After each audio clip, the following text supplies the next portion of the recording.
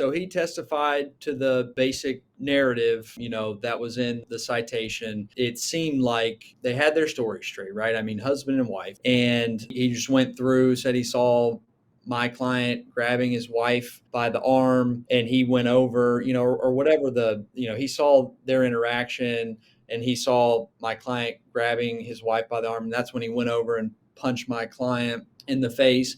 So he went through, a similar series of allegations that his wife went through. And then, I got the opportunity to cross him, right? And I think the biggest point that I wanted to touch on was the affair, right?